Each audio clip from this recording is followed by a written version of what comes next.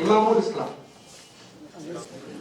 أعوذ بالله من الشيطان والشهادة هو الرحمن الرحيم لا إله إلا هو سبحان الله عظيم له ما في السماوات والأرض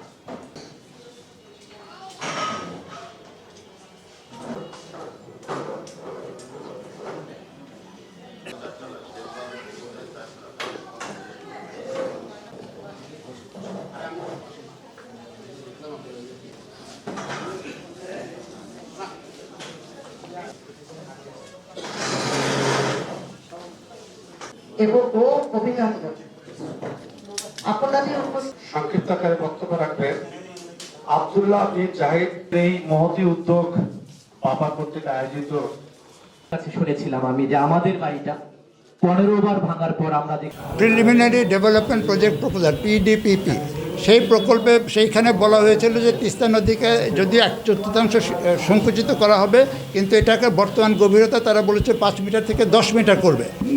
আচ্ছা, সেই গভীরতা বৃদ্ধি হলেও আপনি সহজ হিসাব, আপনি যদি এদিকে 1/4 করেন আর গভীরতা যদি ডাবলও করেন, আপনার যে প্রস্থচ্ছেদ যেটার মধ্যে দিয়ে পানি যাবে সেটা অর্ধেক কমে গেল, তাই না? কাজেই এখন আচ্ছা, সেটা একটা প্রশ্ন। আর 2 নম্বর, হতে পারে যে আপনি 10 মিটার করলে সেখানে পানি হয়তো সঞ্চিত হওয়ার একটা সম্ভাবনা হতে পারে, যদি সেটা হবে না, কারণ যেহেতু তিস্তা যমুনার সাথে সংযুক্ত, আপনার যদি এখানে পানি বেশি থাকে সেই পানিটা তো যমুনাতে চলে যাবে, আপনি যমুনার লেভেলের তো উপরে তো এখানে পানি রাখতে পারবেন না। আর 2 নম্বর হচ্ছে যে এটার মধ্যে সেই পানি তখন যেটা হবে সেটা আপনার যেটা বললাম যে ভূগর্ভস্থ পানি খেলো, কারণ ভারত থেকে তো পানি আসতেছে না, তাই না? কাজে এই এখন যেটা হচ্ছে এটা একটা। 2 নম্বর হচ্ছে যে এই যে আমি বললাম 2023 সালে তাদের যে সমীক্ষা, সেই সমীক্ষাতে দেখা যাচ্ছে যে ওই 10 মিটার যে গভীরতা করবে এর কোনো খবরই নাই। সর্বোচ্চ তারা যেই ক্রস সেকশন দেখিয়েছে, আমাদের এই বইটা পড়েন সেখানে দেখিয়েছে, তারা যে নমুনার প্রস্থচ্ছেদ দেখেছে নদীর তলদেশ, দেখা যায় 3.5 মিটারের মতো সর্বোচ্চ। তা কোথায় গেল গভীরতা? কোথায় সেই পানি ধারণ হবে? কোনো তো সেটার কোনো উত্তর নাই। এমনি তো তারা সেটা ডিসিশনে ফেরত যায় না, যেটা নিয়ে আবার দেখতে হবে, কারণ তাদের এটা সম্পূর্ণ তাদের ইসের সাথে মিলে না। আরেকটা যেটা বললাম যে আপনারা এখন করবেন, বাদ দিবেন 1.5 কিলোমিটারের ব্যবধানে, তো সেখানে তো আপনার যে পুনরুদ্ধারিত জমি 100-700 একর, সেটা তো সব বাঁধের ভিতরে থাকবে, সেখানে প্রতি দ্বিতীয় বছর বন্যা হবে। তা আপনি কীভাবে অন্য জায়গায় দাবি করছেন যে ওখানে শিল্প কারখানা করবেন, ফটোভোল্টাইক করবেন, তাই না? সাস্টেইনেবল না। এখন আপনাদের এক কথায় দাবিটা কি? এক কথায় দাবি হচ্ছে 2টা দাবি। একটা হচ্ছে যে এই যে প্রকল্প যেটা চীনা মহাপরিকল্পনা বলা হচ্ছে, এইটাকে সঠিকভাবে মানে বিশ্লেষণ এবং পরিবীক্ষণ না করে এই ব্যাপারে সিদ্ধান্ত নিয়ে যাওয়াটা সমীচীন হবে, 1 নম্বর।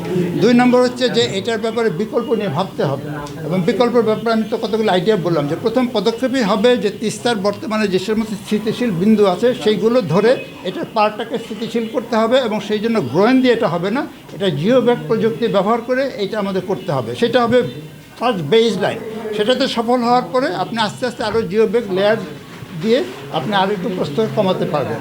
এটাই হচ্ছে ধারা, যেটা কিনা একটা স্থিতিশীল সমাধানের দিকে যেতে দিবে। এবং এটা আমাদের তিস্তা লোকজনের তো বক্তব্য সবাই শুনছি, তাদের সবচেয়ে বড় সমস্যা এই মুহূর্তে যে তাদের পাড় ভাঙন। কাজে পাড় ভাঙন যেটা শুরু করতে হবে, এবং সেটা করলে নদীতে যদি আমরা নদীটাকে সেইভাবে দায়িত্বশীলভাবে আরও সংকুচিত করতে পারি, সেই ক্ষেত্রে বর্ষার পানিটা যদি নিয়ে আসতে পারি, সেটা নদী খাতিয়ে মানে প্রাকৃতিক উপায়ে এটার গভীরতা বৃদ্ধি করবে। আগে যে তিস্তা নদী আরও গভীর ছিল না, সেটা আসবে। আরেকটা জিনিস আমি বলি যে এই যে এই প্রকল্পে আমাদের তো যদি শুষ্ক মৌসুমে ভারত থেকে বেশি না পাই, তাহলে আমাদের পানির উৎস কী? পানি হচ্ছে একমাত্র আমাদের বর্ষাকালে যে পানিটা আসে সেটাকে আরও বেশি ধরে রাখা এবং সেটাকে আরও ভালোভাবে ব্যবহার করা। সেটার জন্য কি দরকার? সেটার জন্য দরকার হচ্ছে আমাদের তো দেশটা খুব ছোট, এখানে আপনি একটা এলাকা নেই যে যেখানে হাজার হাজার বর্গ মাইল ধরে বিরাট একটা জলাধার তৈরি করবেন, সেটা সম্ভব না। সেটার জন্য আমাদের প্লাবন ভূমিতে যে সমস্ত নদী নালা খাল বিল দিঘি পুকুর হাওর বাওর যেগুলো আছে এইগুলোকেই আমাদেরকে ব্যবহার করতে হবে পানির রক্ষাগার হিসাবে, অর্থাৎ এইগুলো আমাদের বিচ্ছুরিত রক্ষণাগার। কাজেই এই যে তিস্তার সাথে যে শাখা নদীগুলোকে বিচ্ছিন্ন করা হয়েছে তিস্তা প্রকল্প, এইগুলোকে পুনরায় সংযুক্ত করতে হবে। এই শাখা নদীগুলোকে আমরা ঘুরে আসলাম, অনেক শাখা নদী জমে গেছে মজে গেছে, উঠে করে খাল বিল সব যাতে তিস্তার বর্ষার পানি আমরা আরও। আরেকটা বিষয় হচ্ছে যে এই প্রকল্পে তিস্তার যে চীনের প্রকল্প, এটা বলেছে তারা দুই ধারে 104 কিলোমিটার, অর্থাৎ সেই ডালিয়া থেকে চিলমারি পর্যন্ত দুই দিকে বাদ দিয়ে দেবে। বলেছে 7টি প্রশ্ন, আমাদের 7টি প্রশ্ন। প্রথম প্রশ্ন হচ্ছে যে এই যে নদীটা বলা হচ্ছে 1/4 প্রস্থ সংকুচিত করা হবে। হ্যাঁ, সেই সংকুচিত করার ফলে বর্ষাকালে তো আপনারা জানেন যে শীতকালে পানি না থাকলেও বর্ষাকালে প্রচুর পানি তিস্তা দিয়ে আসে, সেই পানিটা এই সংকুচিত নদী ধারণ করতে পারবে কিনা, এই প্রশ্নের উত্তর কোথায়? 2 নম্বর প্রশ্ন হচ্ছে এই সংকুচিত করার জন্য তারা বলেছে তারা 65টা গ্রোইন বানাবে। কিন্তু আমাদের অভিজ্ঞতা দেখায় যে গ্রোইন আসলে আমাদের দেশের নদ নদীগুলোর জন্য তেমন কার্যকর। ব্যারেজের উপরেও গ্রোইন আছে এবং যমুনার তীরে বহু গ্রোইন নির্মিত হয়েছে, এগুলো কোনোটাই কাজে দেয়নি।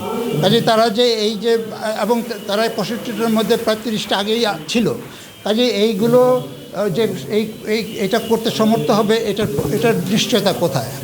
3 নম্বর হচ্ছে যে আপনার যদি ভারত থেকে আমাদের শুষ্ক মৌসুমের প্রভাব বৃদ্ধি না করা যায়, তাহলে শুষ্ক মৌসুমে তিস্তার পানি কীভাবে বৃদ্ধি পাবে? যদি কিছুটা বৃদ্ধিও পায় সেটা ভূগর্ভস্থ পানি চুইয়ে সেখানে যাবে। তাহলে তো ইতিমধ্যে আপনারা জানেন যে উত্তরবঙ্গের 4টা জেলাকে ইতিমধ্যে বলা হয়েছে যে টিউবওয়েলের পানি তোলা যাবে না, তো সেটা তো রংপুরেও সেই একই সমস্যা বিস্তৃত হবে, তাই না? 4 নম্বর হচ্ছে যে এখানে এই প্রকল্প যদি দেখেন সেখানে দেখা যাবে বলা হয়েছে যে অনেক নৌ পরিবহন করা হবে। এখানে আপনার 2টা টার্মিনাল 6-7টা জেটি নির্মাণের প্রকল্প আছে। এখন যদি শুষ্ক মৌসুমে আপনার পানি না থাকে, আপনি এই সমস্ত জেটি আর টার্মিনাল নির্মাণ করলে কী লাভ হবে, তাই না? 6 নম্বর হচ্ছে যে আপনার এই যে তিস্তা যদি সংকুচিত করেন, এখানে নদী প্রবাহের বিজ্ঞান বলে যে সেই সংকুচিত পরিধির মধ্য দিয়ে যদি নদীকে আগাতে হয় তাহলে আরও দ্রুত গতিতে আগাতে হবে। তো সেই ভেলোসিটি যদি বাড়ে, গতিবেগ যদি বাড়ে, তাহলে তিস্তার পার হচ্ছে বালু এবং নুড়ি দ্বারা গঠিত। এই বালু এবং নুড়ি দ্বারা গঠিত পার ওই গতিবেগ সহ্য করতে পারবে না, তার ফলে ক্ষয় আরও বেড়ে যাবে। আপনি এই যে এখানে যে তিস্তা প্রকল্পে দেখি যে খাড়টা দ্বারা পারটা প্রায় 90 ডিগ্রি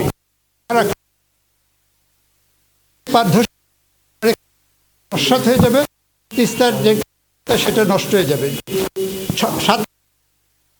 বলেছে যে আপনার এইখানে 170 একর জমি পুনরুদ্ধারিত হবে। সেখানে এখানে দেখা যায় যে প্রথমে তারা বলেছিল তারা তিস্তা নদীর একদম সীমানা ধরে তারা বাঁধ তৈরি করবে।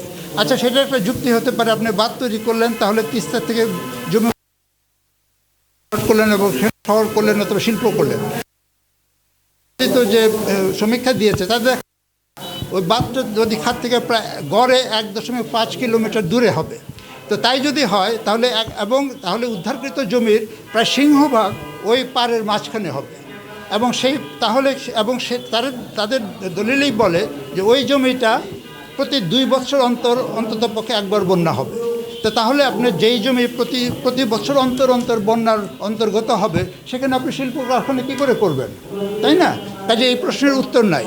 8 নম্বর হচ্ছে যে আমাদের যদি এই প্রকল্প দ্বারা ধারণা দেওয়া হচ্ছে যে আমার মনে হয় অনেকটা যে আমাদের এই তিস্তা প্রকল্প করলে আমাদের সব সমাধান হয়ে যাবে এবং তিস্তার প্রভাব বৃদ্ধির জন্য ভারতের কাছ থেকে যে হিস্সা আদায়ের যে আমরা সংগ্রাম, এই সংগ্রাম সম্পর্কে এই রিপোর্টে একটা বর্ণও নাই।